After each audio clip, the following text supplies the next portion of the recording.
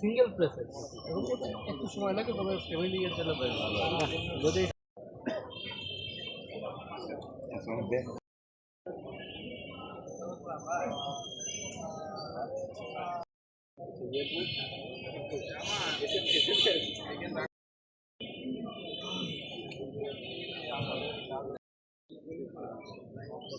ঠিক আছে।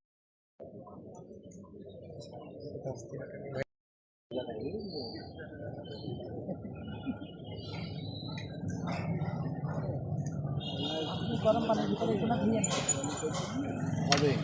গণভোট হবে, গণভোটের লিফলেট কিরকম হবে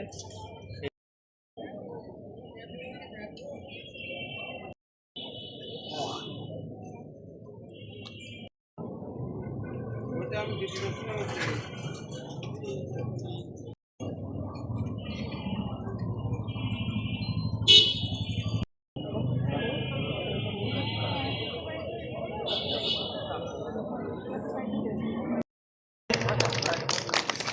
এবং আজকের অনুষ্ঠানের সভাপতি উপজেলা কৃষি অফিস চুয়াডাঙ্গা সদর কর্তৃক আয়োজিত 2025-26 উপস্থিত আছেন জনাব রিফাত আরা, উপজেলা নির্বাহী অফিসার জনাব মোহাম্মদ আনিসুর রহমান, উপজেলা কৃষি অফিসার চুয়াডাঙ্গা সদর।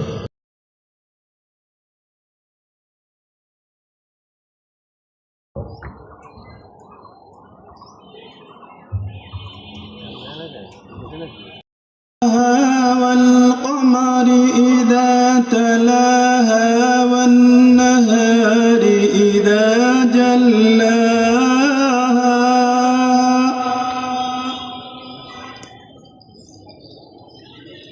والليل إذا يغشاها والسماء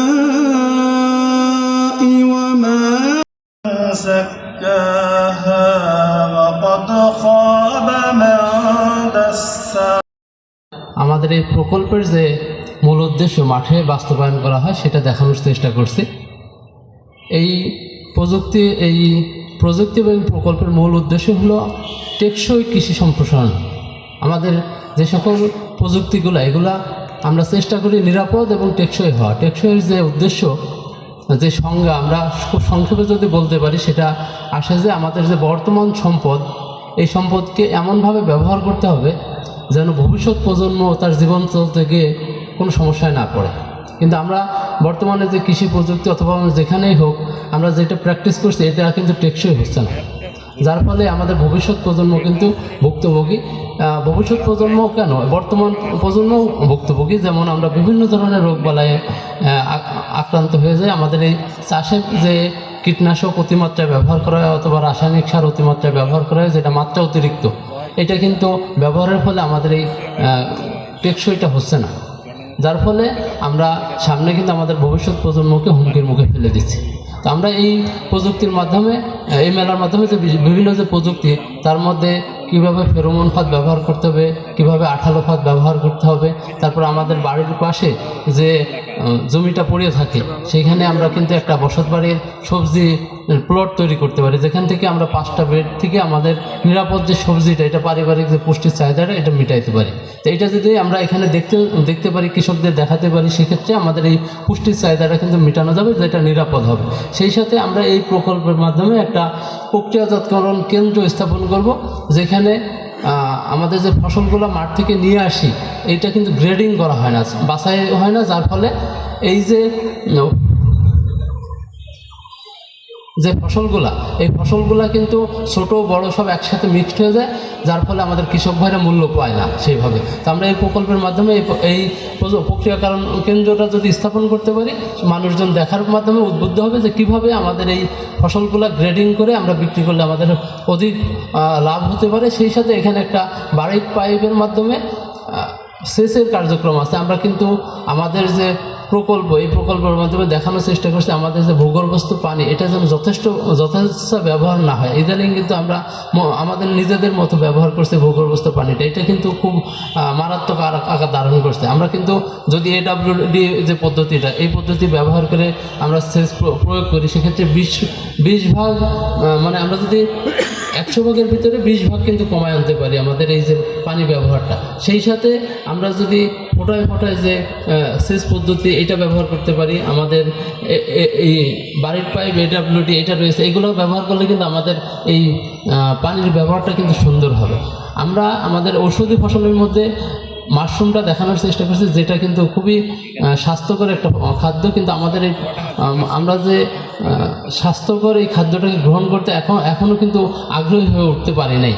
আমাদের বহু প্রদর্শনী আমরা মাঠ পর্যায়ে দিয়েছি, কিন্তু আমাদের যে বাজারজাতকরণ, এইটাতে আমরা সমস্যায় পড়ে গেছি। তো আমরা এই যে এখানে কিন্তু বিক্রয় করার মাধ্যমেও দেখাতে চেষ্টা করছি এটা খাইলে কেমন লাগে। আপনারা কিন্তু যারা আসবেন তারা এখান থেকে খেয়ে দেখতে পারেন যে এটার স্বাদটা কেমন। যদি ভালো লাগে আপনারা এটা ভবিষ্যতে ক্রয় করে খাবেন, তাহলে কিন্তু আমাদের এই প্রযুক্তিটা আপনাদের পর্যন্ত পৌঁছাবে। সব মিলাই আমরা এই মেলাটার মাধ্যমে আমাদের যে আধুনিক প্রযুক্তিগুলো, এটা সবার মধ্যে তুলে ধরার চেষ্টা করছি। আশা করি যে এই 3 দিনব্যাপী যে মেলার মাধ্যমে সবাই এই প্রযুক্তিগুলো দেখে যদি মাঠে বাস্তবায়ন করেন, অবশ্যই একটা ভালো ফলাফল আসবে। আমি এই বলে আমার যে বাংলাদেশে জনসংখ্যা দিন দিন বাড়ছে। এই বিপুল সংখ্যার জনসংখ্যাকে সরকার খাদ্য নিরাপত্তা নিশ্চিত করতে গেলে কিন্তু খাদ্য উৎপাদনের কোনো বিকল্প নেই। এই খাদ্য উৎপাদন আমাদের নিত্য নতুন বিভিন্ন প্রযুক্তি প্রয়োগের মাধ্যমেই বাড়াতে হবে। আমরা দেখেছি যে বিগত সময় ধরে কৃষিতে কিন্তু একটি বৈপ্লবিক পরিবর্তন সাধিত হয়েছে।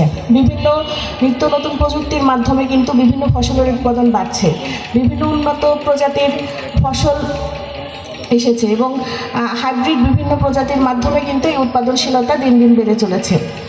আমরা জানি যে টেকসই উন্নয়নের মাধ্যমে একটি আগামীর বাংলাদেশের খাদ্য নিরাপত্তা নিশ্চিত কল্পে কিন্তু আমাদেরকে এগিয়ে যেতে হবে।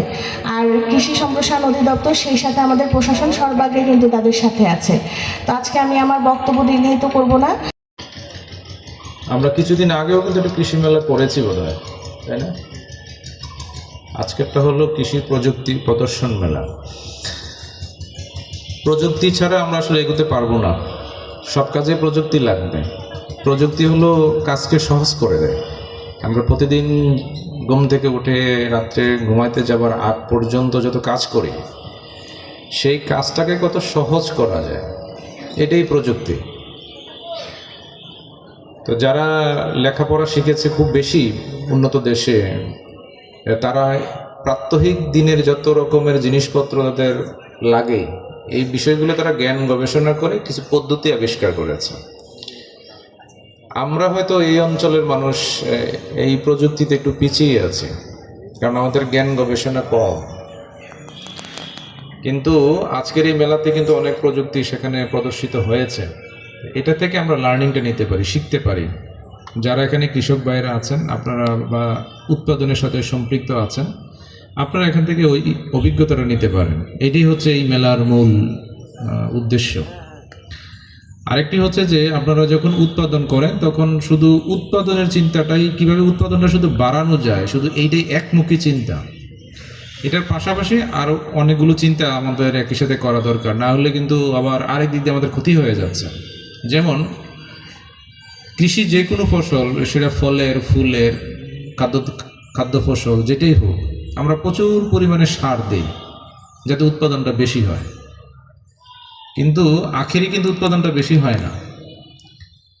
জমিতে যখন আপনি অতিরিক্ত মাত্রায় যখন রাসায়নিক সারটা দিচ্ছেন, তখন একটা ফসল হয়তো একটু ভালো হবে, এরপরে মাটি নষ্ট হয়ে গেছে, তখনই আপনি বস্তায় বস্তায় সার দিতে বাধ্য হয়ে গেলেন, আপনার খরচের মাত্রা বেড়ে গেল। তো এই ভুলটা আমাদের হয়। আমরা এখন থেকে এই ভুলটা আর করবো না। সার যতটুকু প্রয়োজন জাস্ট অতটুকুই দিব। জমিতে শুধুমাত্র এই রাসায়নিক সারটা দিলেই হয় না, জমিতে কিন্তু জৈব সারও লাগে। আমি ছোটবেলায় দেখেছি যে বাড়িতে আপনার গৃহস্থালী কাজের জন্য করলে যে ধরনের আবর্জনাগুলো তৈরি হয়, এগুলো একটা নির্দিষ্ট গর্তের মধ্যে রেখে দিত।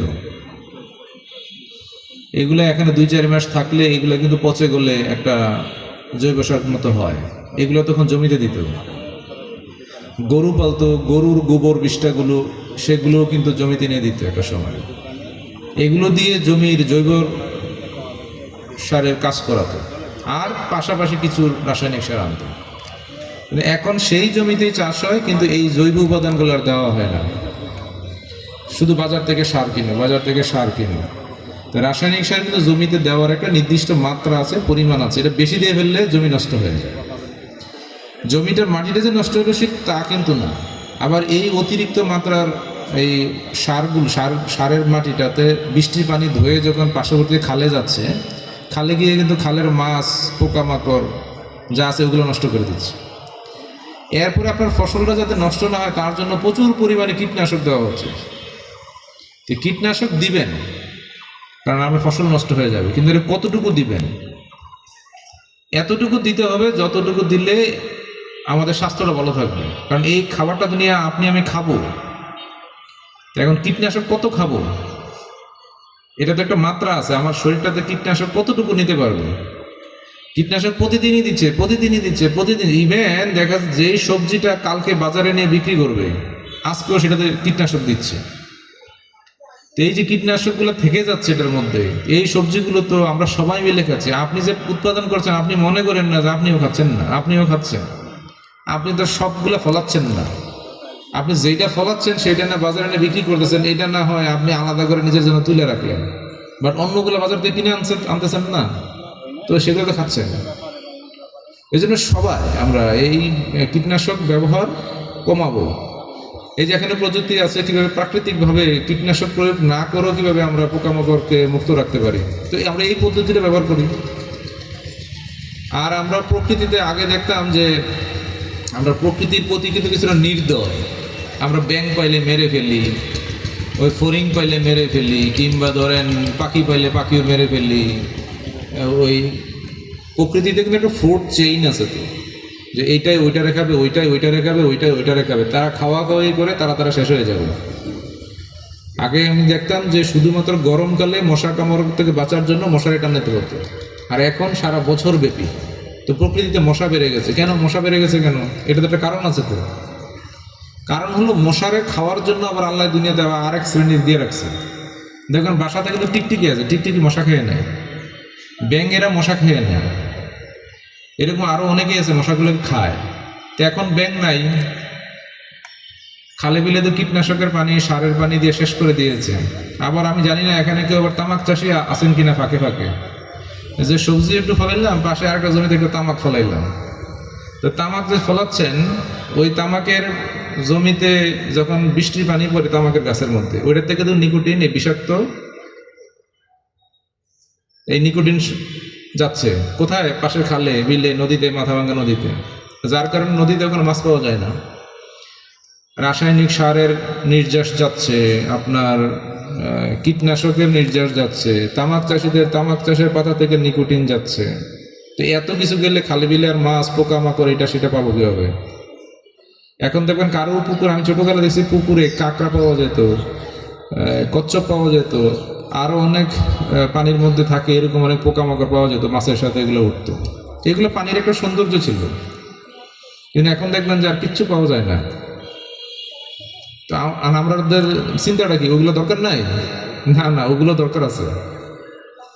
আল্লাহ দুনিয়াটাকে এমনভাবে সাজিয়ে দিয়েছে, দুনিয়াতে শুধু মানুষ পাঠাইছে তা না, তাইলে আর এত মাকলুকাত পাঠাইছে কি জন্য? এই দুনিয়াটাকে ঠিক রাখার জন্য পাঠাইছে। নাহলে তো আল্লাহ শুধু হরিণ পাঠিয়ে দিত, বাঘ পাঠাইতো না। হরিণের সংখ্যা ব্যালেন্স রাখার জন্য আবার বাঘও পাঠাইছে। আবার এরা খাইয়া বাঁচার জন্য ঘাস করে দিয়েছে, বন জঙ্গলে থেকে ঘাস হবে, ফুডের একটা ব্যবস্থা করে দিয়েছে। তা আমরা এটা একটু যদি মাথায় রাখি, আজকে এখানে যে প্রযুক্তিগুলো দেখানো হচ্ছে দয়া করে একটু দেখে যাবেন, একটু শিখে যাবেন আপনারা যারা উৎপাদনের সাথে সম্পৃক্ত আছেন।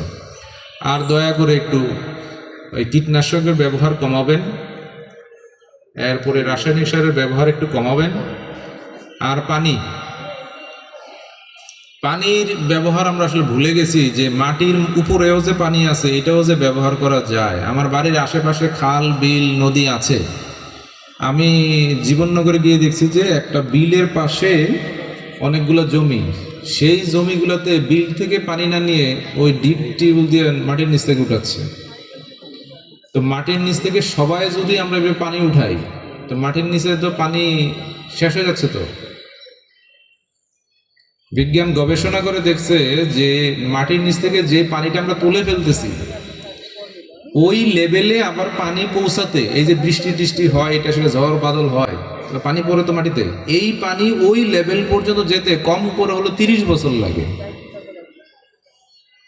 অর্থাৎ আমি এখন যেই পানিটা টিউবওয়েল থেকে তুলে নিচ্ছি, যেই নিচের থেকে পানিটাকে তুলতেছি, ওই নিচে আবার সেই পরিমাণ পানি পৌঁছতে কম করে হলো 30 বছর লাগে।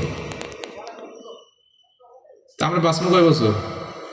আর প্রত্যেকে তো পানি তুলতেছি এভাবে, খাওয়া দাওয়া, রান্না বান্না, কাপড় চোপড় ধোয়া, গরু গোসল করানো, এইটা সেটা সব কাজ এখন ডিপ টিউবওয়েল করেছে। বাড়ির পাশে খালা